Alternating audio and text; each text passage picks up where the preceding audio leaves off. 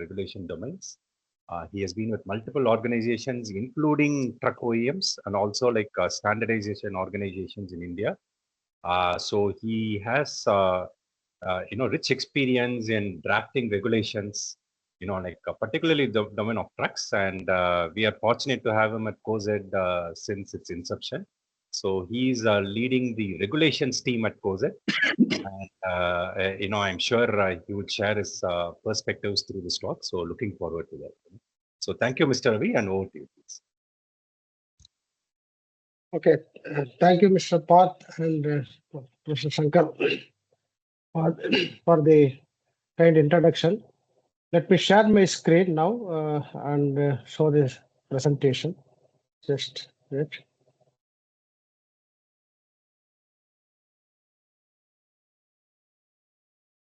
Hope this screen is visible. Yeah.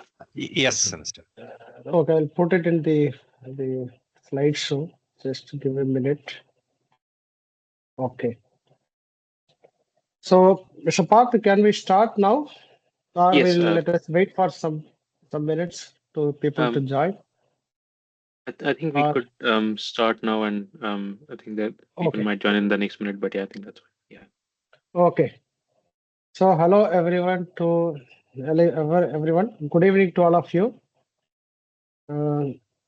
So, as I already explained, introduced, I work in Center of Excellence in these regulations and standards. So, thank you so much for Center for Sustainable Road Freight for giving me this opportunity for presenting this webinar. Today, I'm going to provide you an overview of international regulations on fuel efficiency, CO2 emission, and the zero emission trucking mandate regulations. Just a minute. The next slide. So these are the contents of my presentations. First, I would brief you on the global scenario of CO2 emissions and why freight electrification is very important to India. And the presentation is divided into two major parts. One will be on the fuel efficiency and CO2 emission regulations, where I will be giving the overview of the parameters used to define the regulations and comparison of those parameters for various countries. And I would also explain the differences in fuel efficiency measurement methodologies followed in regulations. Then I would give the summary of timelines and baselines and targets of these regulations. Second part, it will be on the ZET mandate regulations, where I would give the various countries that have notified or regulated the ZET mandates, and also give the comparison of the ZET mandate regulations. Then I would also brief you on the some illustrations on the benefits that have already or that were forecasted by implementing the stringent fuel efficiency and ZET mandate regulations. So this slide shows the position of global the various countries in terms of CO2 emissions. You see here the US and Europe will have CO2 emissions reduced compared to 2020.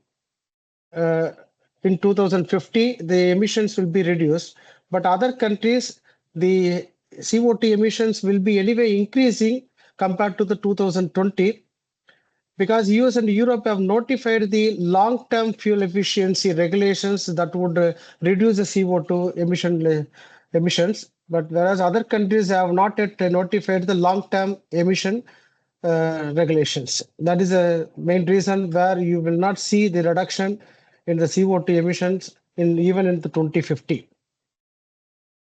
This slide shows the two aspects. One is on the percentage of the electric trucks, the commercial, the heavy-duty trucks in terms of the total stock of the vehicles, and their contribution in terms of the road transport emissions.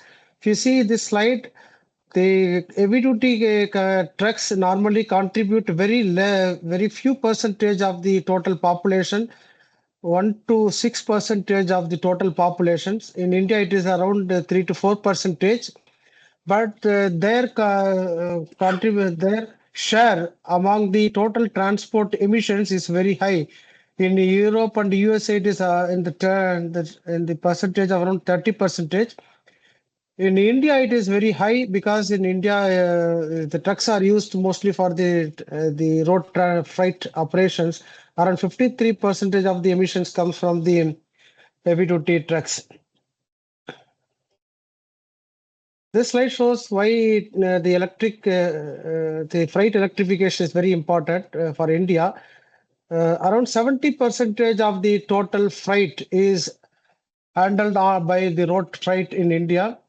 But heavy-duty trucks normally contribute around 3% of the total vehicle population, but it is around 35% of the road transport emissions. Heavy-duty trucks accounts for 25% of India's annual oil imports, around US dollar $39.5 billion. Because heavy-duty trucks consumes around 54% of the diesel sold in India. So that's why the electrification of trucks would reduce this fuel consumption. So that's very important to India to have to reduce the crude oil import. And also electric trucks reduces the logistic cost by 75%. So fuel efficiency and CO2 emission legislations. Worldwide, if you see, many countries have notified the fuel efficiency and CO2 emission legislations. The countries showed in the green background are the countries notified the regulations, and the California is only state which is not a country. Three countries in yellow color, Brazil, Indonesia, and Chile, they are working on the heavy-duty fuel efficiency regulations. They are yet to publish the final regulations. So in this slide, I would give a glimpse of what are the parameters that define these regulations. That is given in the 5 buckets. The 3 are shown here. One is the grouping of vehicles. Normally, it is grouped based on the GVW and axle configurations. Some countries also categorize the regulations in terms of cab type, roof height, and mostly all the countries have segregated in terms of the rigid vehicles or the tractor-trailer combinations. In terms of fuel efficiency measurements, there are differences in regulations based on vehicle level test or engine level test, whether it is a physical test or the computer simulation. Even if it is a physical test, there are variations because of the chassis dyno or in the closed track test. And in terms of performance metrics, the regulations vary in terms of 2 major group. One is based on the fuel consumption based, or it's on the CO2 emission based. Coming to the 4th bucket, it is a compliance design or targets. How the regulation is designed. The vehicle level or engine level targets are both are also there in one country. And either it can be individual vehicle level targets or it can be fleet average. Fleet average means it's a group of vehicles for which there is a specific target is specified. For example, 12 to 25 tons, there could be one group for which one target is specified, and 25 to 35 tons, there could be another group for which another set of target is specified. So among that group, the weighted average is taken, and all those vehicles need to meet the average the performance standards. And there is another design called corporate average. Mostly corporate average is not used for the trucks, it is mostly used for the cars. And these are the other parameters that super credits.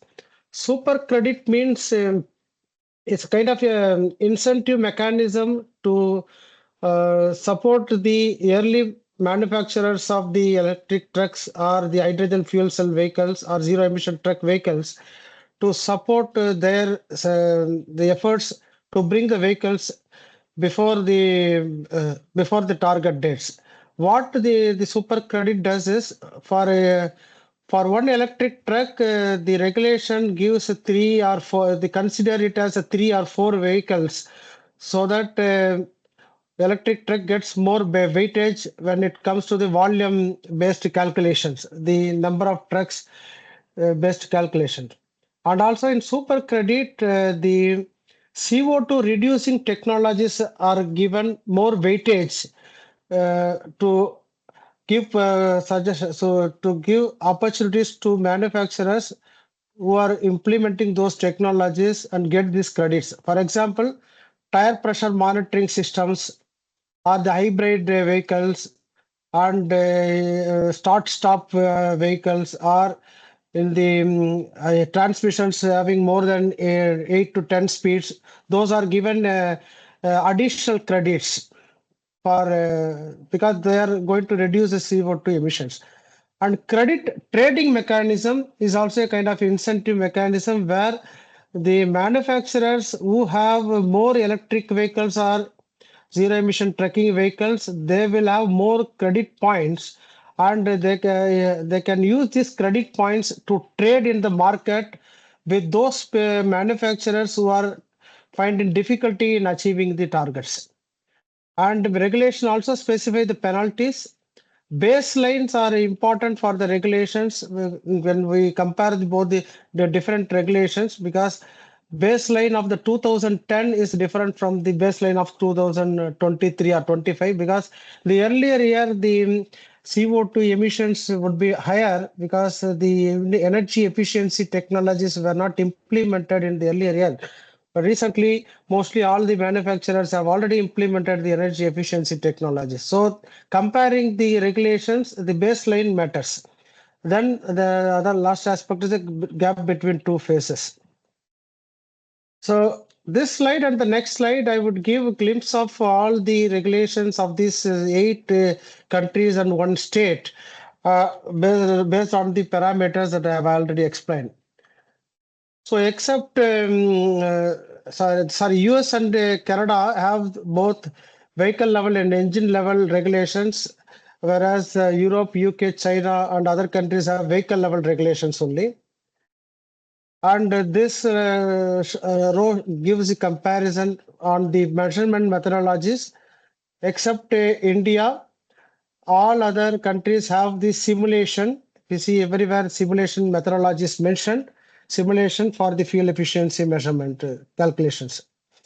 And these are the softwares used by various countries. US and Canada and California uses GEM software developed by US government. And UK and Europe uses the Vector software developed by European Union. And China, Japan, Korea have their own softwares. India is currently developing a simulation software. Fuel consumption based or CO2 emission based, I already mentioned, only few countries have the USA, Canada, and California have the CO2 emission based norms, including the Europe.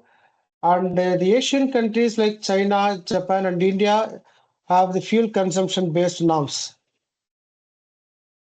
These are the metrics used to define the standards. If it is a vehicle based now fuel consumption based norms, metrics like liters per 100 kilometers or kilometers per liter or gallons per 100 ton miles are used. It is based on the local practice of the industry actually. And if it is a CO2 based, it is gram CO2 per ton kilometer is used mostly. And whereas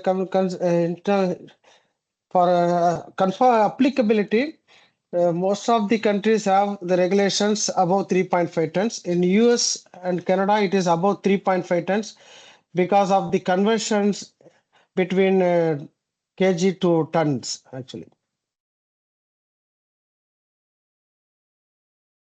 So grouping of vehicles, mostly the regulations categorizes the vehicles in terms of GVW or the vehicle weight classes.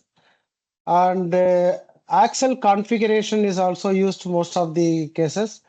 Europe and the USA, they also have the classification based on cab type and application use profile or duty cycles. And USA uses roof height also to categorize the vehicles. And in India, axle configuration is used, and Japan and the US, China, only GVW is used to define the regulations.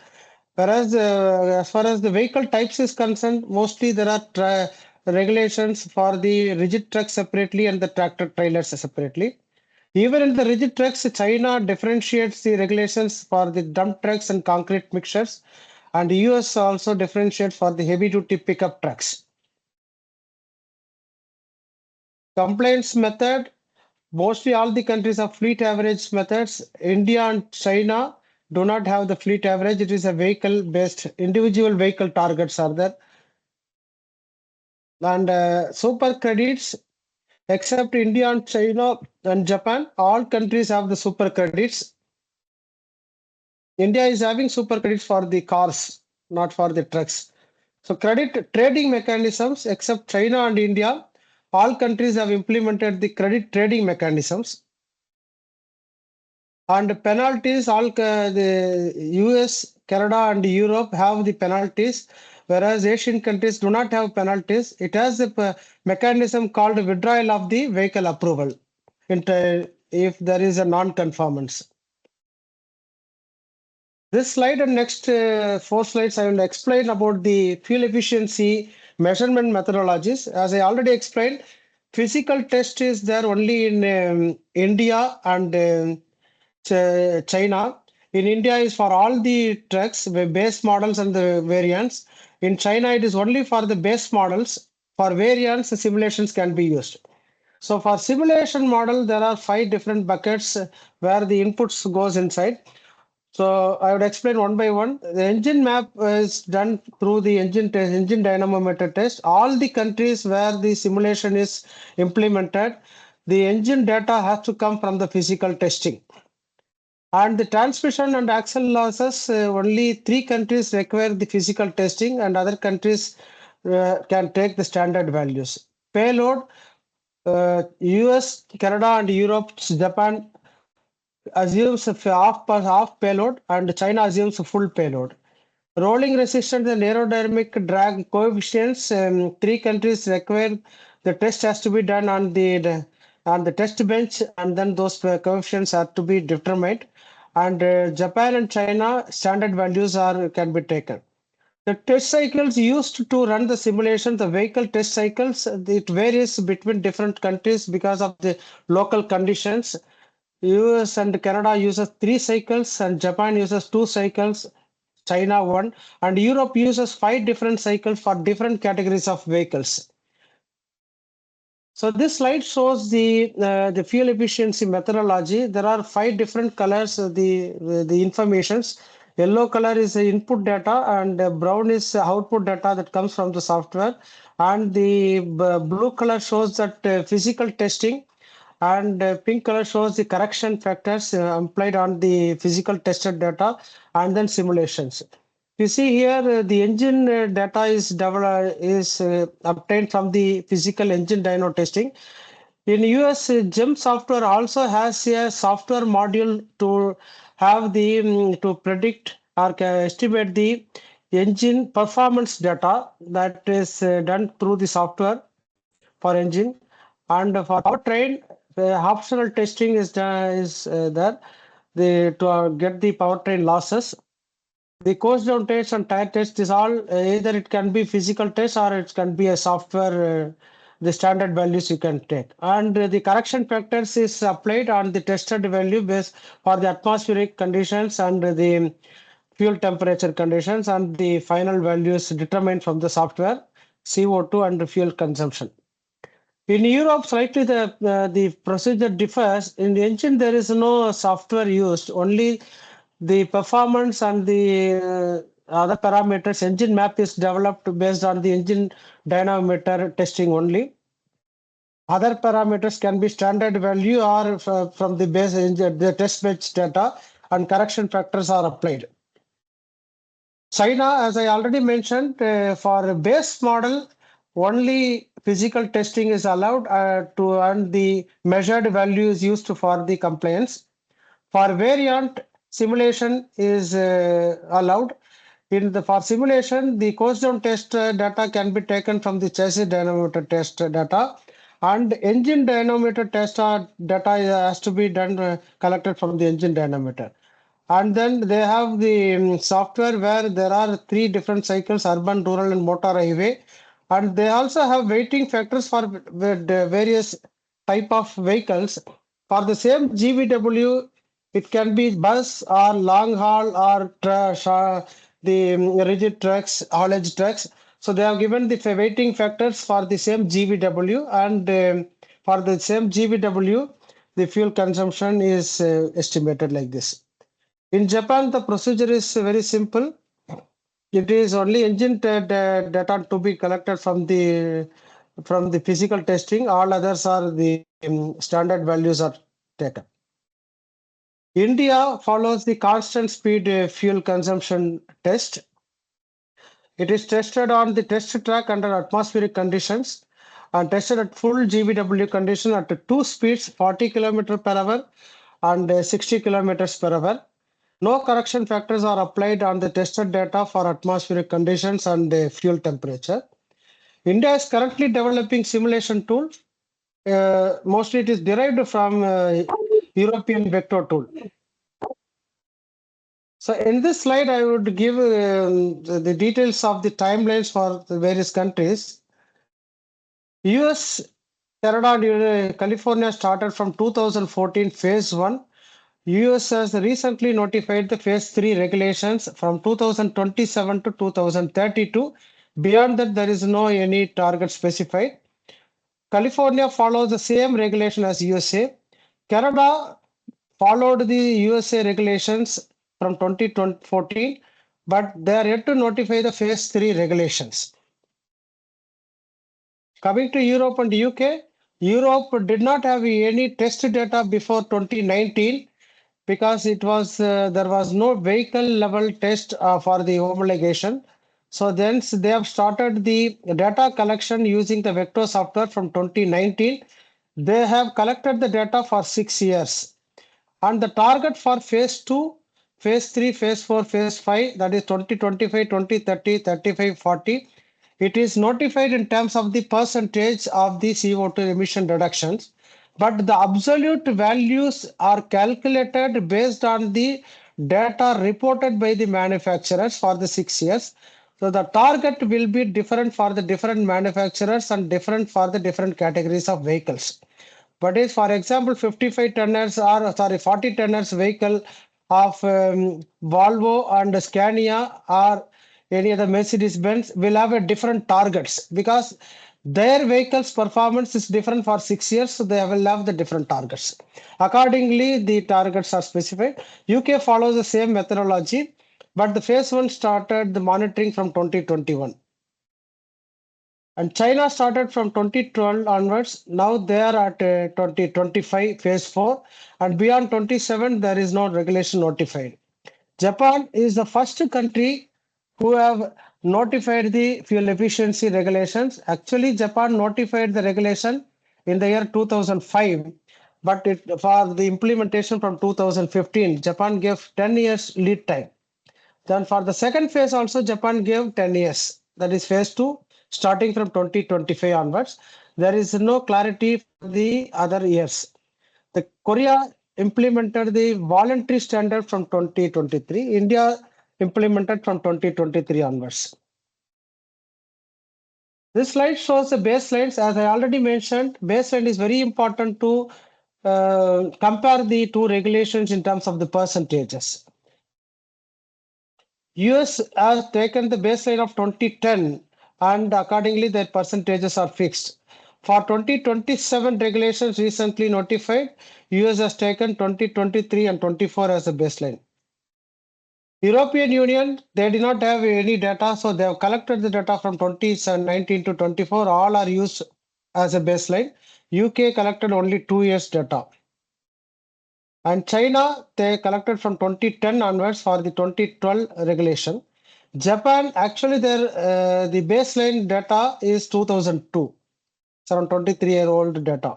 India data collected the data 2014 and 15, but it is implemented from 2023. So these slides, I will give the comparison of the different lines of the CO2 and fuel efficiency, fuel consumption reduction targets. Before I show the graph, there is one disclaimer that in USA, we have not considered the class 2B and class 3 vehicles because they are not considered as heavy duty trucks in India. So here the lines are not shown now. I will show those lines soon. I will first explain how this graph is designed. This 0% line, if you see here, this is an horizontal line. This is for the baseline year. So the 0% is different for different countries. It can be 2010, it can be 2015, or it can be 2023 or 25.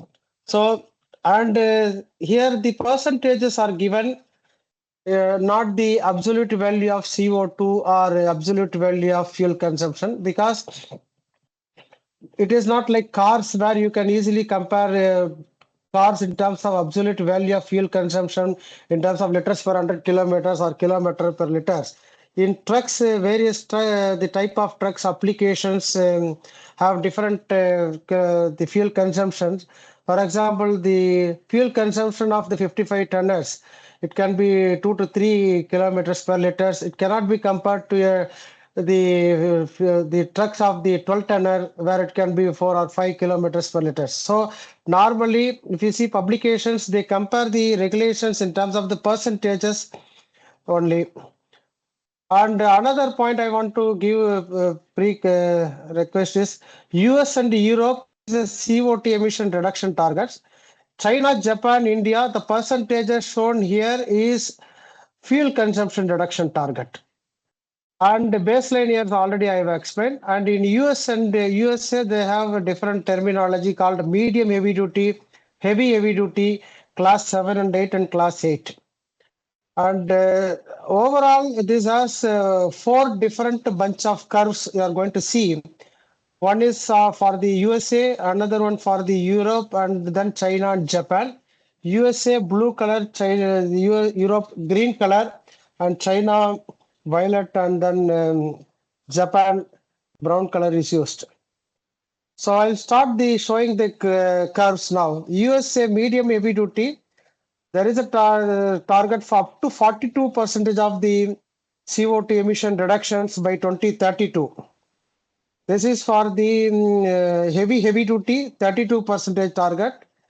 Then class 7 and 8 day cab tractors, 53% 2032. Sleeper cab target, the tractors, 42% is the target. This is the Europe, as I already mentioned. They have CO2 emission targets. But in Europe, I would like to tell one point that this is the Europe actually notified the regulation in 2 stages. First stage, when they have notified the regulations, they have notified for 4x2 and 6x2 trucks above 16 ton GVW, because they have thought that that is low hanging fruits, and then they wanted to use that vehicles first to shift to electric trucks. But afterwards, the politicians, there was a pressure from the various countries. Then they have notified the norms for the other applications shown in the 4 lines. But if you see that the next line is for the 6x4 and 8x4 trucks above 16 tons, and 4x2, 6x2, 4x2 above 7.4 to 16 tons. Here they have skipped one step of the 15%. They have directly gone to 43% target. Then the next line is for the vocational trucks. For vocational trucks, there is no target for the 2025 and 30. That is 15 and 43 is not there. Directly 64% target is there. The next one is for the trailers. They have the targets, only one target, 10% from 2030 10 onward, 2030 to 2040, only 1% target is there. The next one is for the China. It is 2028, 32% target for the trucks, excluding dump trucks. For dump trucks, it is 20%. Then the next one is for the tractors. Then Japan has the target of 29% for trucks and 14% for tractors. So this is the main portion of the presentation, giving the comparison of fuel efficiency and CO2 emission reduction targets of various countries. Here I'd like to give one more disclaimer that the lines of the USA is not applicable to Canada for the years starting from 2027 to 2032, because Canada has not notified the phase 3 regulations. Now coming to the ZET mandate regulations, first I will explain what is ZET mandate.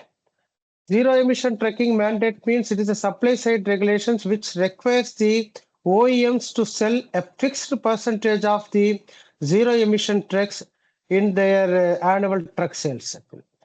Why this is required is to give a clarity to the market for the production and the availability of the electric trucks. This would also complement the demand side incentives. Like for example, in India, we have FAME or PM e-drive incentives. This would complement to those incentives to bring the electric trucks faster.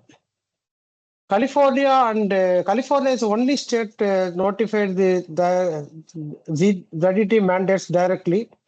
Europe and the USA indirectly notified because there is a stringent CO2 emission regulations that would require the ZET adoption to meet the later year CO2 emission standards such as 2035 and 2040. Without zero emission trucks, those regulations cannot be implemented. UK also published a strategy to ban the non-zero emission heavy-duty vehicles by 2040. There are also other countries announced the targets for 10%, 100% targets. This slide shows that here, if you see, most of the countries have the targets by 2040. Europe line is not the target for the ZET mandates. It is the target for the CO2 emission reduction targets. We assume that the 90% of CO2 emission reduction would translate to 90% of the zero emission trucks. This assumption has been taken in this slide. US do not have any target specified for the 100% zero emission truck sales. 15 states have signed an MOU with US government mentioning that they will shift to 100% ZET sales by 2050. And California, as I already mentioned, 100% target by 2035. So this graph, I will show the comparison between various countries for the ZET mandate. As I already explained, for Europe, the percentage is CO2 emission reduction targets. And this legend I would like to explain. One is the straight line without any dots. It's a regulated one that you will find only for the California. These two lines, one is the interpreted lines. For example, USA, it is an interpretation. This share of the vehicles is mentioned in the US final rules. That is, they are expecting this much share of the ZET sales. Europe, as already mentioned, it is CO2 regulations. And Canada, China, Japan, Norway, Pakistan, it is announced targets. So these are the numbers you will find for the USA. USA has targets starting from 5% going up to 40% of the ZET sales up to 2032. There is no any visibility beyond 2032.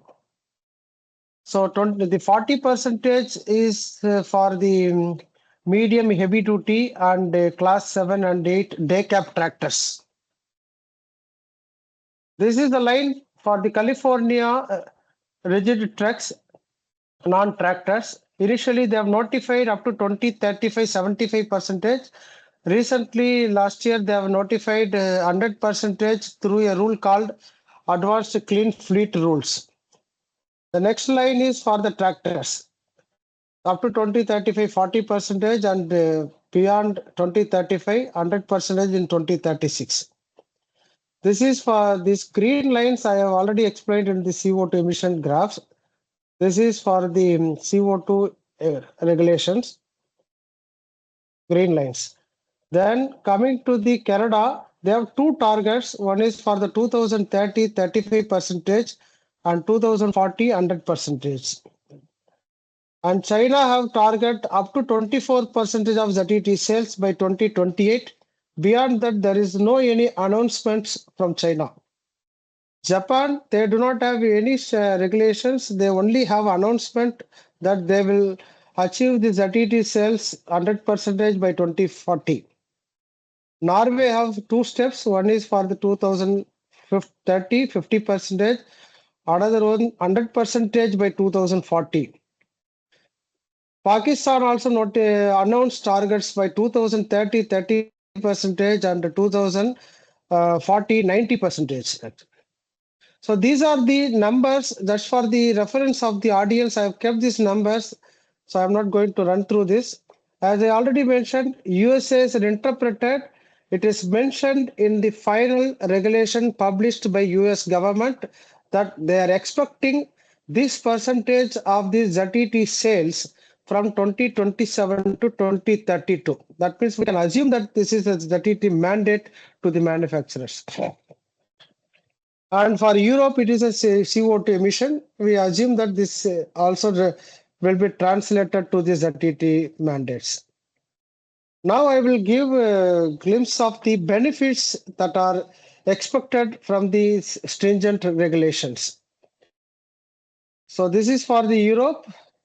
It is expected that Europe will have 1.8 billion tons of CO2 up to 2050 from the phase 3, the last stage of the regulations. It is roughly around 64% reduction from 1990 levels.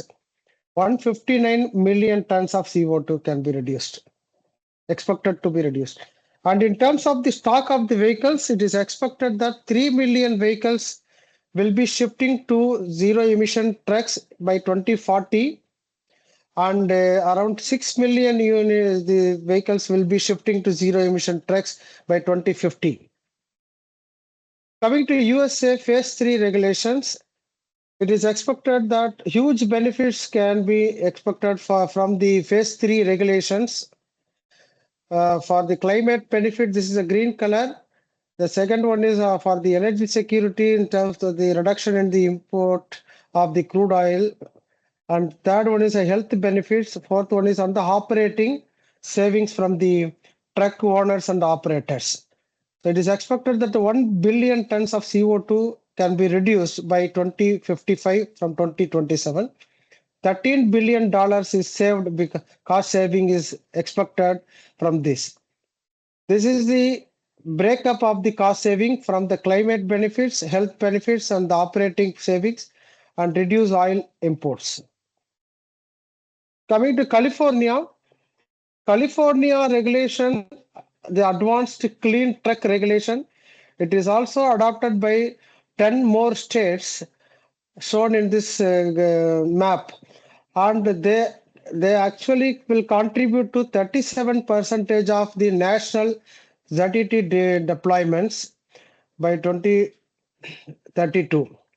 And by 2030, it is expected that the 461,000 ZETs can be introduced in USA.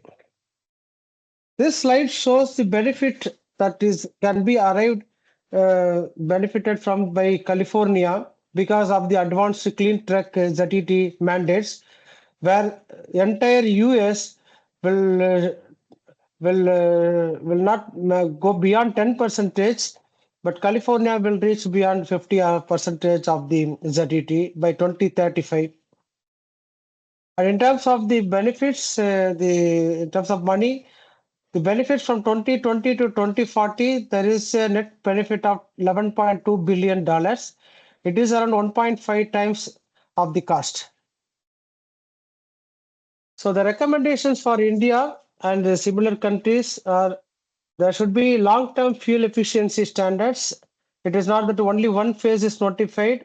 We should notify the multi-phase fuel efficiency regulations, giving clarity to up to 20 to 25 years, similar to the Europe, because this will give predictable roadmap to OEMs and component manufacturers.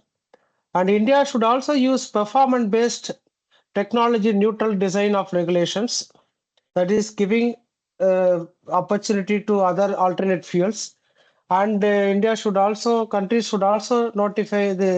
introduce the robust test procedures and also compliance systems.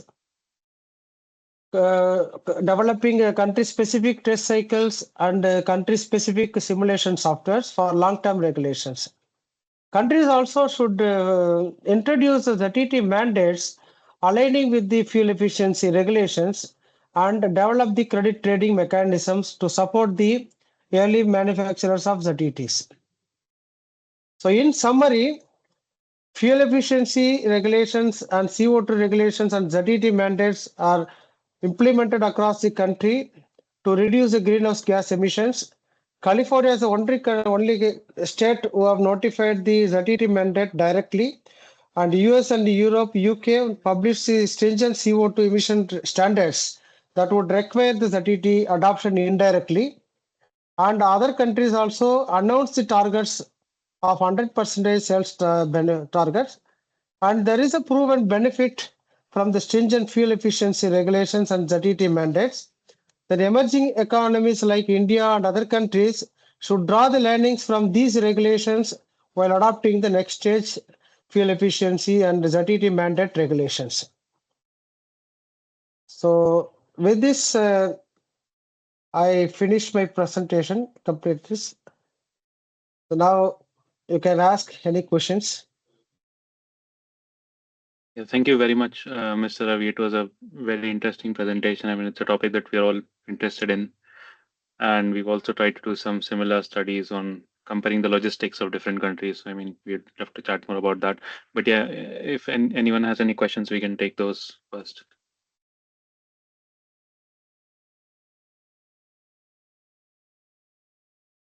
Path. That was a great presentation. Thank you very much, Mr. Ravi. That really excellent to see all of that compiled information from around the world. Really fantastic. Thank you. One of the things that's happening is in the logistics industry is that there's, at the moment here anyway, a push for use of HVO and biofuels, and as an interim measure. There's arguments either way as to whether that's a good idea or not. I wonder if you've found any regulations on that issue around the world. Yeah, obviously, the regulations do not mandate the technologies to achieve these regulations. So any fuel is allowed. That is there. So the countries do not object the biofuel-based the technologies. It is anyway allowed. But biofuels allowed in that within those zero emissions. So biofuel is not a zero emission technology, but it can be used to achieve the CO2 emission, the targets specified by US or Canada and Europe. Till some level, the weightage is given, but that will not be having the super credits. Super credits are given to the pure electric, hybrid electric, and hydrogen fuel cell vehicles. Those have the super credit means one electric vehicle is treated as 3 vehicles. One hybrid vehicle is treated as 1.5 vehicles. One hydrogen fuel cell vehicle, it is treated as 3 vehicles. But one vehicle will be considered as one biofuel, one vehicle only. But it is allowed to be produced. Very good. Thank you. Thank you very much. To give more information on the zero emission vehicle definition, Europe has already notified that zero emission definition. The vehicles which has CO2 emissions to the tune of 1 gram per kilowatt hour is called as zero emission vehicles. So biofuels will not fall under that. Yeah. Yeah. Very good. Thank you. Okay. Yeah. Thank you so much. Any other questions? I mean, I had a question as well. So we have several issues with implementing, let's say, battery electric vehicles right now, especially in the UK and in Europe, including things like they don't have the same payload carrying capacity as a diesel truck. So for example, in the UK, there has been an additional 2 tons allowance for 40-ton battery electric trucks. Is there anything similar in India as well? India CoEZET is doing that work actually. We have already prepared a proposal for government for allowing 4 to 5 tons extra to the 55-ton vehicles. So other than 55-ton tractor trailers, we do not see any problem for the battery electric trucks because already the weight is there actually. Yeah. And are there any other sort of standards on efficiency improvements? For example, in Europe, there's an allowance for vehicles that have aerodynamic improvements. They're able to have longer tractor semi-tail combinations. So is there any similar regulation for allowing other improvements apart from just emissions? No, there are no such regulations in India, but obviously in India, those technologies are not disallowed. It is allowed only, provided it meets the overall truck length of 18.5 meter. Okay, yeah, because I think in Europe, so they allow exceeding that length if you have aerodynamic improvements. So they are sort of incentivizing that bit. Okay, so that is that not at worked out in India actually. Okay, okay, Okay. thank you. Any other questions from the audience? Hello, Ravi. Thank you. A very interesting and informative presentation. Well complied, well compiled, and nicely presented. Congratulations to you. Thank you, sir. A small clarification I would like to raise, because now we know that now Euro 7 regulation has already been notified, right? Started with the UK. So how that Euro 7 and all the norms you have said, how closer to that, or is still another intermediate step? Euro 7 emission regulations, it is a mass emission regulations. Anyway, India will be adopting Euro 7 regulations because we are at the BS6, which was derived from Euro 6. So now Euro 7 has been published by Europe. So Indian government, ARA and MORTH, they are already drafting the Euro 7 regulation. It is the mass emissions like NOx, PM 2.5 and CoEZET emissions are there. And particulate particle number limits are specified. But what I have explained in this presentation is on the CO2 emissions and fuel efficiency regulations. This is not part of mass emission regulations. This is part of the fuel efficiency regulations separately. So it is actually based on the chassis dynamometer test or the simulations of. The CO2, the mass emission standards are derived from the engine dynamometer test where the emission test is done. For cars, it is the mass emission and the CO2 emission, both are done on the chassis dynamometer. But for trucks, it is different. On vehicle level, we don't have that much bigger chassis dynamometers. So Euro 7, anyway, it is going to come in India. Is it implemented in UK already? I think 2027, if you know, Europe is implementing Euro 7. Yeah, I'm not sure of the exact date, but yeah, it's sometime in the near future. Not implemented, I think. Right. Okay, thank you. Thank you. Thank you, sir. And just on that, so one more point was when sort of BS6 is derived from Euro 6 or BS7 is derived from Euro 7, so the characteristics of truck powertrains in Europe and the US and in India are very different. So and also the weight category. So in Europe, let's say trucks can go up to 44 tons, but in India they go up to 55, and the powertrains are also sort of underpowered in India. They don't have quite the same power and torque characteristics as the European trucks. They have smaller engines. So is that accounted for when they adopt these standards, or do they just like take them and directly use them? Euro BS6 is mostly aligned with Europe. At around, I can tell around 95% it is same as the European regulations. But some customization was done for India, but not the major customization. It's a very smaller one. But when it came for the PEMS test, the PEMS test means portable emission measurement systems. It is a part of Euro 6 regulations that is fully deviated from the Euro 6 because we cannot take the cycles of Europe and drive the vehicles here. So PEMS test requires that the vehicle need to be driven on exact the real-time traffic in the city and then outskirts and then express highway. There is a percentage of the total travel is specified in the Euro 6 that has been customized for India because Indian operating conditions, conditions are different. You will not find the expressway where you can drive in 120 kilometers per hour. Europe has specified that speed. It is not possible here.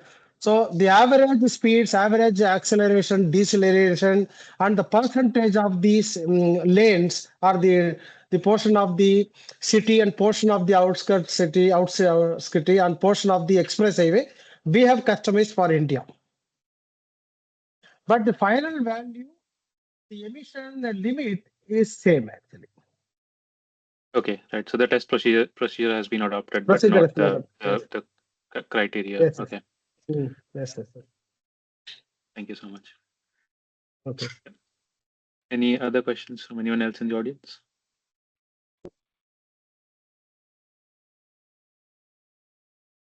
I think we have a few colleagues from different locations, and I mean, they would surely be interested in this. And as I said, we also did a little study on comparing logistics between India and the UK. So that we've written that up. But of course, like this is an important perspective to add to it as well, the policy angle.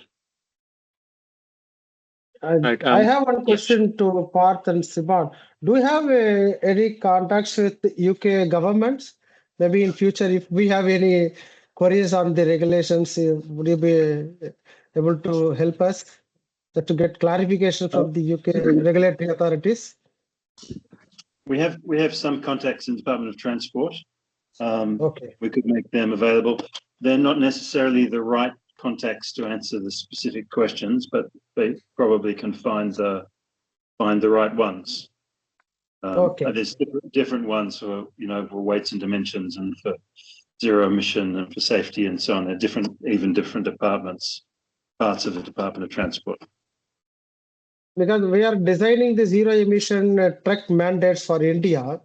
So we normally wanted to benchmark the design, the scenarios and the various trajectories analyzed by the various countries. We are in discussion with the European Commission and the UK also. We are in discussion with the UK Department for Energy and Transport through some other partners. I thought if you also have some close contacts, we may also reach you to clarify some doubts on that.